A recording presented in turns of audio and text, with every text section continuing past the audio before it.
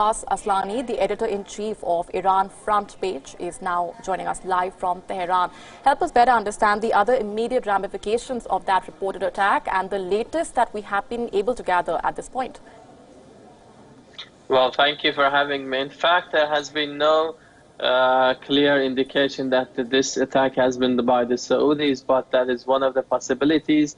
Iranian authorities, they have said that for sure the damage has been caused by an external attack, but the missile attack is one of the possibilities, and it is not for sure yet. But it might come from the Saudi side, but it's not sure yet as of now.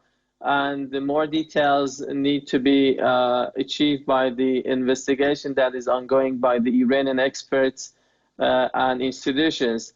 But this comes as a third, let's say, problem for Iranian oil tankers in this part, which is 60 to 65 miles from the Jeddah port of Saudi Arabia, and this makes it more meaningful. And if this comes from the Saudi side, that can be a two-edged blade that can have ramifications or consequences for the other side, because the tension will not be in the interest of any side in the region, and it will add to an increase to the level of the tension in this part of the world. This is important because the United States has tried to use maximum pressure in order to limit Iranian oil export. This can be part of those, let's say, efforts in order to contribute to that maximum pressure, as the policy has failed to do so vis-a-vis Iran. And on the other side, I think during the developments in recent months in the region, Iran was in some good position at times in the region, and this might also want to isolate Iran in the region, as well as to deteriorate its ties and relations with other countries. And also the timing of this issue, as a mediator from Pakistan is coming to Tehran tomorrow in order to mediate between Saudi Arabia, and this can be part of a speculation that some might not be willing to see that those problems between Iran and Saudi Arabia to be resolved.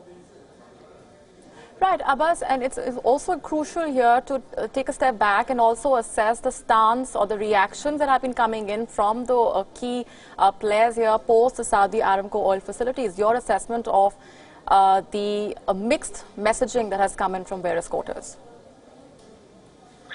What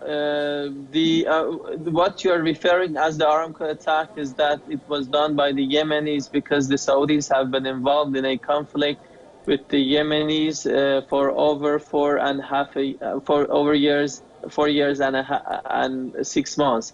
So that is something unrelated to this issue. But if this is something which might come in retaliation of that attack, I think there's another point as well, because this is the third time in the past 6 months that an issue is happening to the Iranian oil tankers.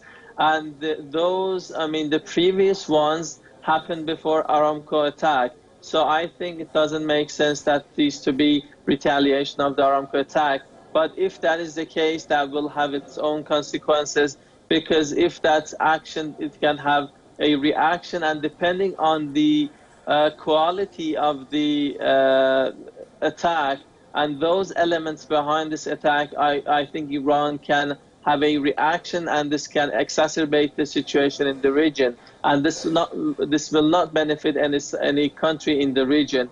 So, we have to wait to see that more details to come. Then we can have a better, judgment on the issue. Absolutely, absolutely. Perhaps no connection at all, but the common thread that runs through both is that it has significant impact on global crude oil prices, and that, of course, is something that we will be closely monitoring. We're going to leave it there for the moment, Abbas. Appreciate very much you're joining us on the latest coming in on that reported